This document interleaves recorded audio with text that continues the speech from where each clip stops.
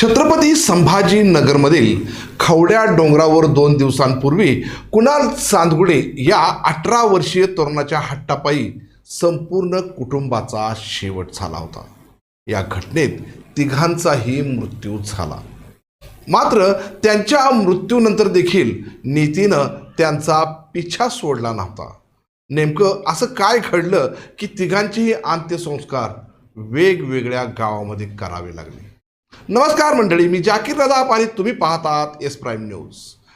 छत्रपती संभाजीनगरमध्ये एक काळीज पिळवून टाकणारी घटना घडली, ज्यामध्ये कुणाल चांदगुडे या 18 वर्षीय मुलासह वडील मुरलीधर चांदगुडे, आई संगीता चांदगुडे या तिघांचा मृत्यू झाला होता।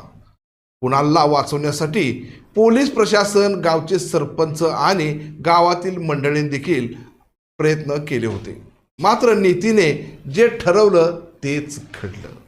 या तिघांच्या मृत्यूनंतर अनेक कारणं समोर आली। मात्र कुणालची आई संगीता चांदगुडे यांच्या इंस्टाग्रामवरील अनेक व्हिडिओतून त्यांच्या कुटुंबाच्या रक्ताच्या नात्यातील लोकांनी मोठा अन्याय केल्याचं उघड झालं।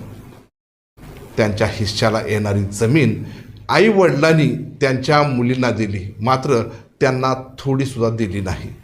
याचं कारण होतं कुणालच्या वडिलांनी आपल्या पसंतीनं परस्पर केलेलं लग्न।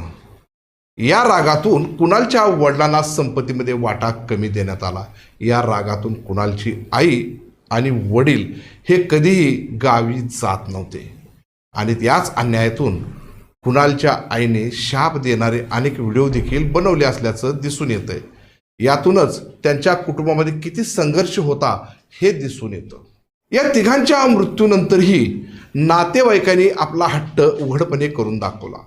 यामध्ये कुणालच्या आजोबाकडील नातेवाईकांनी कुणालचे वडील मुरलीधर चांदगुडे यांचा मृतदेह धनगर पिंपळगाव या त्यांच्या मूळ गावी नेला, तर कुणाल आणि आई संगीता चांदगुडे या दोघांचे मृतदेह माहेरी म्हणजेच मुकुंदवाडी या ठिकाणी नेण्यात आले।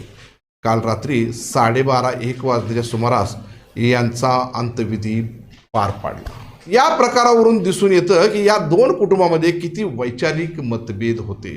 मात्र नीतीने मृत्यूनंतरही या तिघांचे अंत्यविधी होण्यास आडकाठी आणली।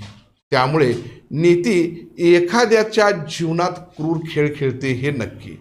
या घटनेने संपूर्ण छत्रपती संभाजीनगर हादरले होते, तर तिघांचे अंत्यसंस्कार वेगवेगळ्या ठिकाणी केल्याने प्रत्येकाच्या काळजात कुठंतरी मतभेद हे वाईट असतात याची सल टोचते।